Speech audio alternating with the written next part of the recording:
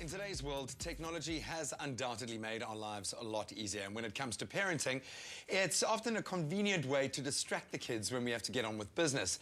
But with television, mobile phones, tablets and computers quite literally consuming our lives, what is the impact of digital media on our children's development and ultimately family dynamics?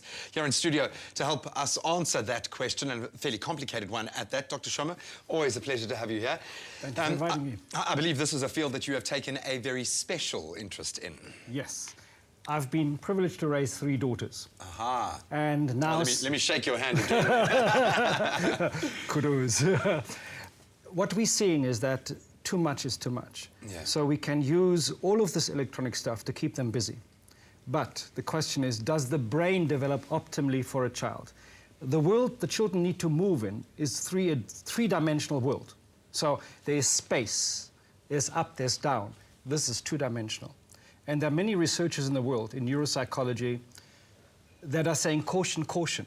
And you will see even governments coming in now saying, we can't allow this, that the children are completely, utterly, entirely captured by something that is so addictive.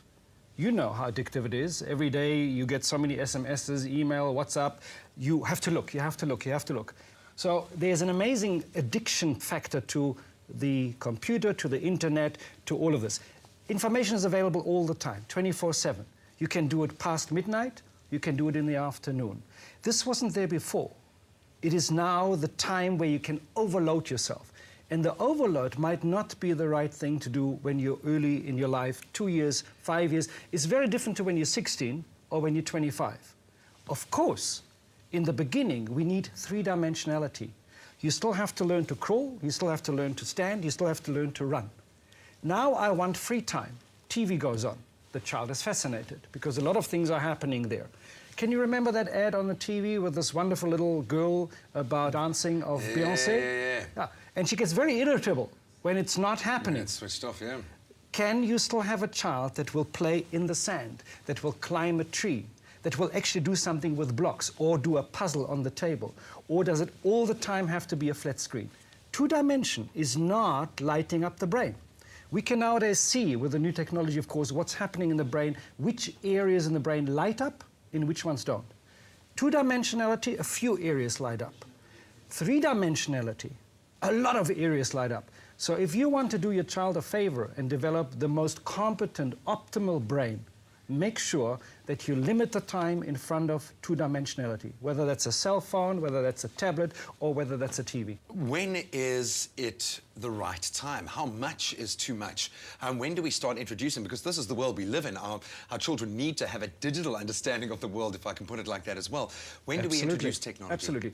The children pick it up at 2, at 5. In the beginning, the first 2 years, there are many researchers saying, caution, caution, do all the play, all the tactility, all the 3-dimensional stuff you can do, and at 2, you can introduce them. At 5, there are children now, at 5, they've got the best cell phone you can possibly buy. Many researchers are saying far too early, because it can make the child a hermit. Now, the interaction is with this and not with you, with this and not with another child.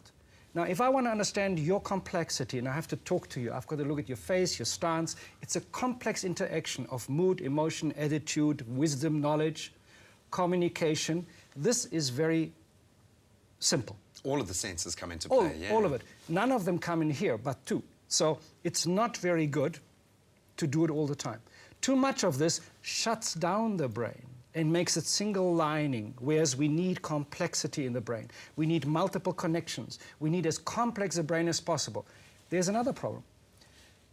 Internet. All the knowledge now exists out there. How much are you storing in here? Yeah, exactly. I saw it way back when I was an academic at UCT, that when you are taking things from the internet, you don't tend to question them, and you don't tend to be critical, and you don't tend to sort so much. And you can put these wonderful things together and present it as, here's my research project, or here's my essay. Whereas before, you had to read and write and argue and come back with it. I need critical argument, I need complexity, and not just harvesting what's out there. So we store less and less knowledge in the brain. It exists out there. We know how to get there, but we don't know how to actually use it. Wow, you know, I think we could chat for hours on this subject, and I'm thinking the knock-on effect for parents themselves and our inability to be able to disconnect from this digital connection. But Doctor, we're going to have to leave it there. Thank you so much for opening a window into what is quite a complex issue, but I think ultimately boils down to the fact that we need to get outdoors, we need to play with our children, we need to get physical. Absolutely. Doctor, thank you Well so done. much. Well, there's nothing better than taking your child outside to maybe build a sandcastle or kick a ball. Take the time to play with your kids without the use of a tablet or a mobile phone or a TV. You will both benefit tremendously.